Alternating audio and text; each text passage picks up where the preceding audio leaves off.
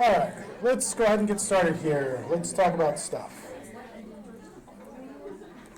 We're going to talk about transformation and isolation of bacteria, which is super duper fun. I'm sure you guys know. Well, at least I think it's fun. Okay, a couple safety things first. Make sure your work area is always disinfected. You want to maintain aseptic techniques for everything we do. Do not carry around test tubes by your hand. Always use the racks that we provide for you guys. You guys don't have to worry about the slide part, so if the slide breaks, don't worry about it, because we're not going to use slides for this. Notify your TA for any spills. Do not handle back incinerators. Use goggles, gloves, and lab coat at all times when you're in lab. We will be using BSL-2 agents, so keep that in mind. What is transformation? So it's a process of horizontal gene transfer, which bacteria pick up genetic material from the environment. Now, I know that definition, though accurate, is not very explanatory to you guys. It is vague. What is horizontal gene transfer? Can you have vertical gene transfer? The answer to that second question is yes, but it's very, very weird, and we're not going to talk about it.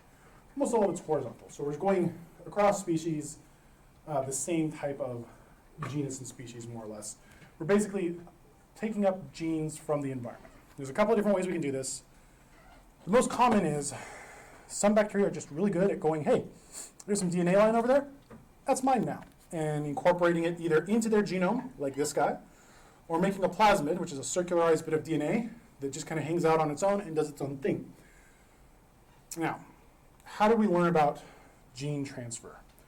The transformation. It's a really famous experiment where he said, hey, we've got some, let's learn about some different types of bacteria. So they took some Roth, non-virulent, R-type bacteria, and they injected it into a mouse. Mouse lived. All right. Then we took some smooth, virulent S-type and injected into a mouse, and it died. Okay, makes sense so far. We are on the same page. We are agreeing with this. We then took some virulent smooth type, and we heat killed it. So we put a bunch of heat, let it die, mouse lived. Okay, that makes sense. Bacteria can't be alive, mouse does. And so they tried one last thing. And they were just like, let's just be crazy with it. So they mixed together the rough type and the heat killed type, and the mouse died. And they're like, what? That doesn't make sense. They looked at the bacteria after the mouse died, and they go, hey, this rough type bacteria, it's got smooth type properties to it now. Well, that's weird. And they kind of lucked out with this experiment, because this type of bacteria does, in fact, like to take up DNA from its environment rather readily. But there was a very clear and demonstrative experiment showing transformation of genes from one bacteria to another without any kind of intermediate built into the cell. So cells can also transfer with other types and other methodologies we'll talk about in a second, but this is transformation. So one of the things that we exploit this property for is to put fluorescent markers in bacteria. So we put genes that we want to study in different bacteria or yeast or other mammalian cells through a number of different methods, but one of the common ones is put some sort of fluorescent tag in there, or a fluorescent tag attached to another protein that we want to study. And this is basically just a scientific arts and crafts show. And we will actually be playing around with these a little later in the semester doing lab art, but yeah, this is an example. So these are all bacteria. This is all the same bacteria, just with different fluorescent markers in it, and they drew a nice little pretty picture with it. And we have a bunch of different colors that we can use, but the way we do that is through transformation. There's 3 different types of transformation. The first one, really cool, electron gun. Unfortunately, it doesn't look like that, but I think that is way better than what the reality is. The reality is this guy. We take a bunch of DNA, and we take a bunch of gold, and we puff the DNA and the gold into a cell, and it shoots through it. And what do you know? Now the DNA is inside the cell. That's basically it. It's kind of like just throwing a baseball through a window. It's a non-elegant solution to a problem. Now the benefit of this was prior to our transformation stuff, where we could control transformation easily, this was actually really useful, especially for cell types that we had a hard time getting to take up bacteria. So if the bacteria that you're using doesn't like to transform very easily or has a lot of resistant properties, this is actually one way to do it. We still use it on occasion. Less common, but still there. So we took it for this cell and we shot some fluorescent proteins into it and made it glow. So that's the gene gun. Okay, another one is electroporation. Basically, we mix a cell with a bunch of DNA that we want it to uptake, and we put it in an electric field. And the DNA that we want to uptake is usually a small chunk of DNA. And with an electric field, the cell's not going to move more or less because a good chunk of the cell is nonpolar, but the DNA is going to want to move. And because it's got a current, it'll kind of work its way through the cell membrane and into the cell. So we just turn it on for a bit and then turn it off, and now the DNA is inside there. Again, not a super elegant method. Also kind of slightly dangerous because you have to use high voltage, and sometimes that kills your cells. But you can get some cells that have taken up your gene, which is very handy in certain conditions. But the it's called electroporation, by the way. Far more common one is through chemical transformation. Very simple, very easy. In the modern era, before when we were still kind of mucking around with this and trying to understand it, there is a lot of steps to it. But basically all you do is you take a cell that you want to put a gene in, or some sort of DNA in, and you alter its environment so that its membrane becomes more loose and allows DNA to pass through it, and then you take those chemicals away and it re-solidifies up and now starts growing. And that's what we're going to be doing, chemical transformation. Now, there's a couple other ways you can get DNA inside bacteria, and one of them is through this thing called transfection, which uses phages. Phages are the viruses that infect bacteria. Now, we're going to talk about our cool science thing of the week, which oddly enough does actually have quite a bit to do with what we're studying.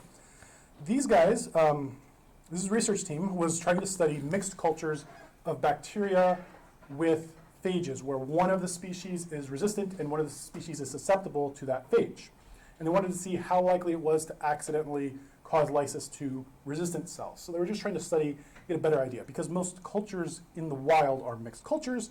So like, we want to really get a feel for this, are these cells that are dying right next to these resistant cells causing the resistant cells to now be lysed? So they did a whole bunch of experiments. They put a red fluorescent label on the phages, and on their resistant cells, the R3 cells, they put a green fluorescent protein in it. They mixed them together, and they were going through a lot of the images, and everything was kind of looking like it was supposed to, except this image right here. And hey, there's a little red dot attached to this green guy.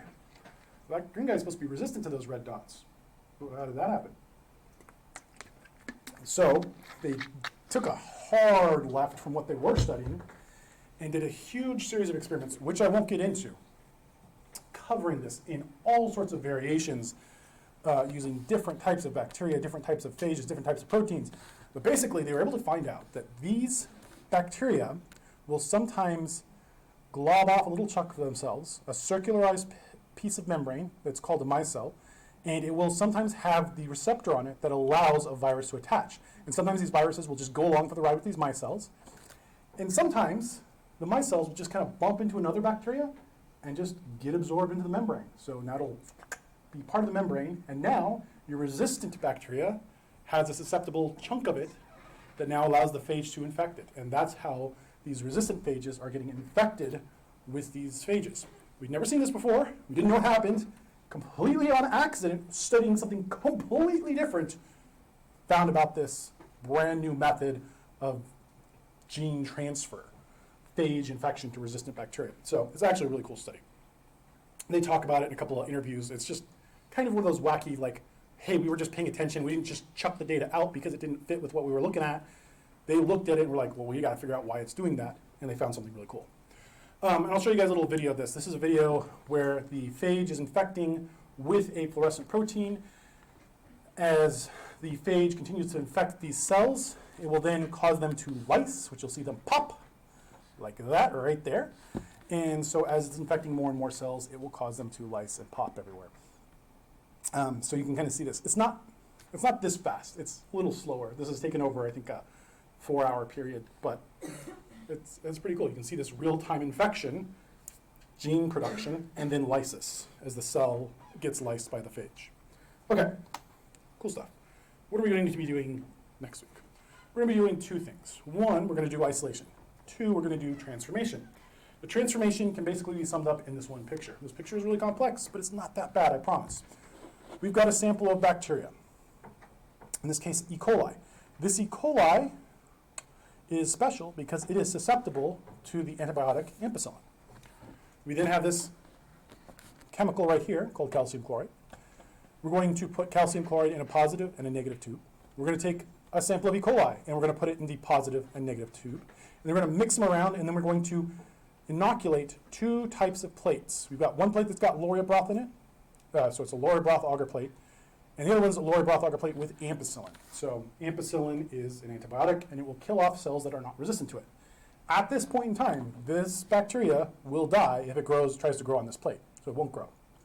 We're then going to add in, on the positive one, a plasmid called P-glow. And we're going to add in some water in the negative one. We're going to let it hang out and chill for 15 minutes. Let everything kind of mix around, be nice and combined. Then we're going to take it and put it in a water bath at 42 degrees Celsius for 50 seconds. This is called heat shock. What this does is it loosens up the cell membranes. The calcium chloride allows and helps to kind of shuttle in and transfer exogenous DNA into the bacteria. We're going to then chill them back down for a 1 to 2 minute cool recovery time in ice. The reason why we do this is because once we loosen up those bacterial cell walls, they just they're in a fragile state. We need to get them to kind of get back into a nice solid membrane. So they're kind of loosey and they could just fall apart. But if we bring them back down to a cool temperature, they'll kind of re-solidify and become good hardy cells again.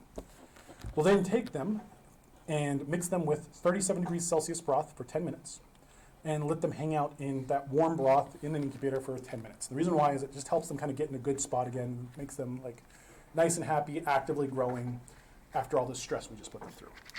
Then we will take a sample after the 10 minutes from the positive and the negative, and we'll put positive on lauria broth and on the lauria broth with ampicillin, and the negative on the lauria broth and the lauria broth and ampicillin. And what this is going to do is it's going to select for only bacteria that have ampicillin resistance gene from our P-glow. So let me show you guys a little bit what this looks like. So ampicillin, normally E. coli cell, comes up here, destroys the cell, bacteria unhappy. But if we transform it with a plasmid that has a gene for ampicillin resistance, now it doesn't care if there's ampicillin there. It just grows over the top of it. Doesn't matter. This is P-glow. This is our plasmid. This is how plasmid maps look. They're kind of obnoxious to read and get even more complex than this one. But all you need to take away from this is, in case you guys need to know, ORI is the origin of replication. So this is where plasmids get replicated at. And these are the genes that are in here. And this guy right here is a promoter. We'll talk more about, we won't really talk about him too much, but just that's what it stands for. So if we got ampicillin, it would kill our cell normally. However, if we have the ampicillin gene, because it's on that P-glow plasmid, it will now start producing mRNA, which will then be converted into a protein. And this protein is an ampicillin resistance protein. It will chomp on this little constraint bit, this little 4-ring structure. This is what all penicillin type antibiotics have. And it will bite it and basically make it break apart so that it cannot hurt the cell anymore. The cell now survives. Okay? Now the next part is, and did I put the good? No. Okay. The next part has to do with a bunch of control mechanisms. You guys don't need to know that. Just ignore this part. This is just pretty pictures. It's going to happen. Blah, blah, blah, blah, blah, other stuff. Okay. Now that it's surviving, it is able to produce its fluorescent protein, which is GFP. And so it'll produce the mRNA, which will then become a protein, and it'll be this little guy right here that glows when we expose it to UV light. Don't worry about the arabinose part, the RS stuff. Don't even need to know that. You just need to know that ampicillin resistance is in the plasmid, and the GFP protein is in that plasmid. But we have to have the resistance one so we can select for only bacteria that have the plasmid. If we just grew any bacteria on there, we'd have a whole bunch that don't have the plasmid, a whole bunch that have the plasmid, but it's mutated. It doesn't help. So we want to just grab those that have that plasmid. So that's why we do what's called a selective plate. So we're going to select just for those that have ampicillin resistance, which will by default give us green fluorescent protein in it as well. So most plasmids are set up like this with some sort of resistance gene in it. So very handy. Okay, so what do we get? Well, we'll get a plate with fluorescent bacteria on it, and the other plates that are just growing normally, the ones that are just the lauria broth plates without the ampicillin, will have bacteria on both sides growing, but they don't produce any fluorescence because they haven't had the gene yet. But then when we do the transformation and we add the gene in, the bacteria on the side that are positive with the P glow will have a nice green fluorescence glow to them. So this is an actual image we took from the lab. This is from the summer class. A little word of note, if you guys are a little crazy with the liquids and you're not super careful keeping them only on one side, they'll tend to run around the edges of plates, and so that's why you see these little guys over here where this should be the negative control, the water one that we did. So these bacteria that were put over here shouldn't have any P glow in them, so they would die. But these guys are carryover from on this side of the plate. So be very careful when you're doing your transformation. Okay, now, your TA will go over instructions a little bit more clearly for the transformation. The transformation lab, we will do fully on Thursday. But on Tuesday, we're going to do a little project to help you guys memorize the pattern and set of things that we're doing and the order in which we do them. So keep that in mind. We're not doing transformation on Tuesday. We're doing it on Thursday, but we're going to do a little project on Tuesday. On Tuesday, we're also going to start our isolation of pure cultures. So bacteria, subculturing, there's a whole bunch of subcultures, but bacteria are not people. Subculturing means something different for bacteria, although bacteria do go through a nice little emo phase. Subculturing, though, does mean the process of transferring bacteria from one media to another in a sterile fashion, an aseptic fashion, to maintain an active growing state or to perform biochemical tests. If we have fresh living active bacteria, they are much, much happier and do everything that we want them to do in a nice way. If we use old bacteria that are kind of like sitting in a tube for a really long time, they don't always play nice with us. So we want them actively growing. So that's why we do subculturing. We often also use it to isolate bacteria so that we ensure that we have a single genus and species from an isolated colony. So an isolated colony, one colony by itself, is theoretically just one bacteria all by itself, nothing else. Just one bacteria, so that's one genus. At least we like to tell ourselves that, but for the most part, that's true. Streak plate method. So we did this before. If you guys remember, we did a streak plate method, but this time we're going to be doing it with a mixed culture. Before we gave you guys a pure culture to do a streak plate, this one's got a little bit higher stakes. We're going to be doing a mixed culture. Same kind of thing. So we're going to go over that process just a little bit more, one more time. You've got a mixed tube. With a mixed tube, it's a little different. I want to show you guys one really important thing.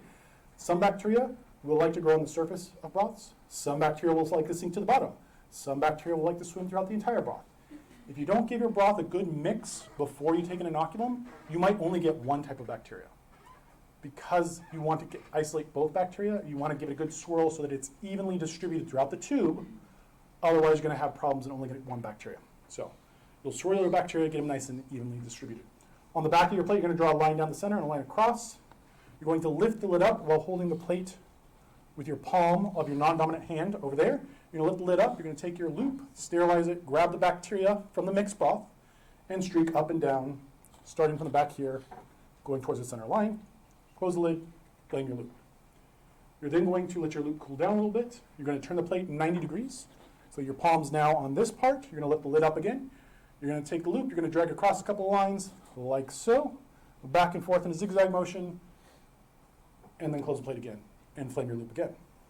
Then you're going to take your loop out one more time and do this one last time. Now, most important factor here. We're not putting more bacteria on each time we do this. We only put bacteria on once, and every successive time, we're just lowering the numbers so we get an isolated colony. If you look on this image right here, you can see how thick the bacteria are here on the initial streak pattern. They're still really thick over here. Here, they're more thin, but the colonies are really small. Here, they're more spread out, and they're more isolated.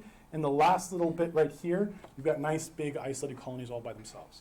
That's what we want to look for. That's our optimal setup. Okay. Protocol, what you guys are going to be doing.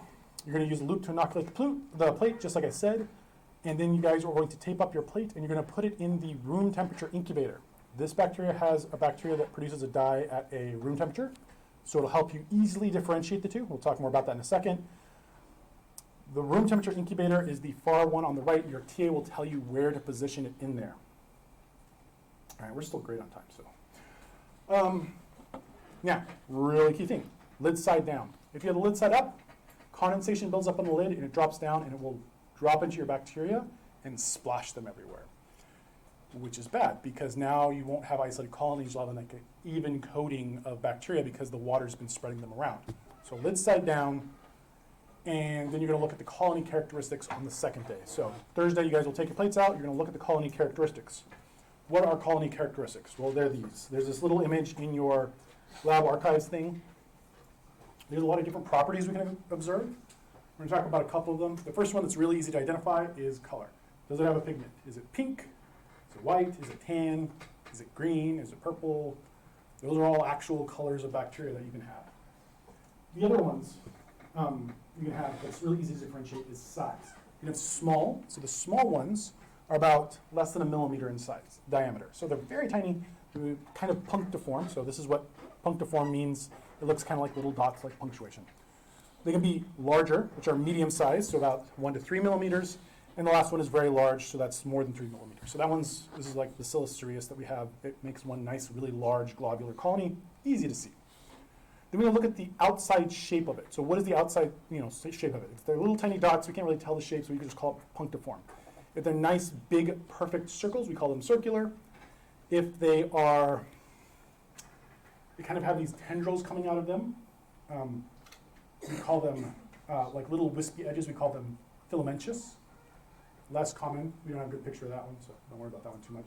Irregular, that's a very common one. So where the edge doesn't really have a defined shape, it's kind of got like a bunch of different wiggles to it. It's not a perfect circle, we go irregular. Rhizoid kind of looks like a little bit like roots coming out of it from all angles. And the last one is spindle, which is these kind of like little eye-shaped or rice-shaped colonies. Elevation, that's the height of the colony. So it can be flush with the auger, so it doesn't really have any height, so we call that flat. If it's a little bit higher than the plate, but it's just up a little bit, that's called raised. Real easy. Convex, nice, big top dome. It's not a huge top dome, it's just got a nice little bit of convexness to it. If it's got a very large, like huge drop on it shape, that's called pulvinate. And the last one here at the bottom is called umbinate. Umbinate looks kind of like a convex guy on top of a raised guy. It's just kind of got a little nodule right in the center of it. It is something that you will see from time to time, so make sure you guys know that one. We'll see a couple of bacteria throughout the semester that look like that. Margin is the edge. What does the edge look like? Edge entire means it's smooth all the way around. Undulate means it's just wavy, doesn't really have much of a shape, so it's just undulate. Lobate means it's producing these little lobes that shoot outward from the center area. So you guys can see an example right here where it's kind of got these little lobes coming out from the center part. Eros is this kind of teeth-shaped little tiny ridges around it. And I'll show you guys an example of that in a second. Filamentous looks like filaments, like this guy right here. And curled is another one. It's less common. You guys won't see it in lab. Don't really have to worry about it too much. So one of the bacteria we're going to be using is called Serratia marcescens. Its name combines two things. One, Serratia, so it's got serrated edge. It's got that Eros edge, so you guys can see right here, these little tiny teeth on this colony. That's Serratia. It tends to form this nice rounded edge. It's got really large circular shaped colonies. It produces a red pigment. It likes to form this kind of cloudiness in broth. It's very modal, so it'll move within semi-solid media. The name, so we talked about Serratia, so that's part of its name, it's got a serrate edge, so Serratia. The other part is marcescens. Anybody speak Latin? Does anybody know what marcescens means? No Latin speakers? It has to do with decay. And there's kind of a little bit of debate whether or not it's talking about the decay of the dye, because the dye breaks down if it's too warm out, or if it's decay as in rotting tissue. Sometimes it likes to grow on that. Not often though, but it can. Next one is E. coli. So this is the other bacteria in our mix. E. coli is a nice little white, tannish colonies. They've got these nice, perfect entire edges, so they're very smooth. They're perfectly circular and round. They like to form a nice cloudy broth. They also like to kind of move around and swarm inside semi-solid media. But you can see they obviously don't produce a strong pigment. And they tend to be, if we compare over here, the size of these guys, they're very similar in size. They're both medium kind of sized colonies, but sometimes they can spread out more depending on the situation. So each of these bacteria I kind of showed you, this is their general gist of what kinds of growth patterns they have. But sometimes you can alter the growth patterns if you change properties in which they're growing. So if you can make it hotter, colder, drier, wetter, more salt, less salt, they all will have different properties. How they're feeling on that particular day, they just don't feel like putting up with life and don't grow very well. Sometimes that happens. You would be surprised how often they don't grow the way you want them to. But we always have to look at these straight from whatever characteristics we're observing. So even if your E. coli or your Serratia doesn't look like the ones on the picture I showed you, just observe, document what you observed. The whole point is to practice getting good at looking at these characteristics and jotting them down. Okay, cleanup stuff, very important. All stock cultures go back in the autoclave cart when you guys are finished. All plates and inoculated tubes for your lab should go back in the incubator. Don't use the little blue racks, those stay on the tables. We'll give you guys a rack to put in the incubators. On results day, dispose of the plates in the biohazard bags. Any tubes you have, put them on the autoclave cart and disinfect the countertops, cell phone bags with calcite, and of course wash your hands. Now, before we wrap up the day, because we're actually done early, yay. Does anybody have any questions over anything we covered? I know I kind of went through a bunch of stuff. The transformation lab's complicated. Read, watch the videos, look at the animations. If you guys have questions, make sure you ask your TAs and the learning lab assistants. I'll see you guys next week. Have a wonderful weekend. If you guys have any questions, come up and see me after class. We'll talk about it. Chat for a bit.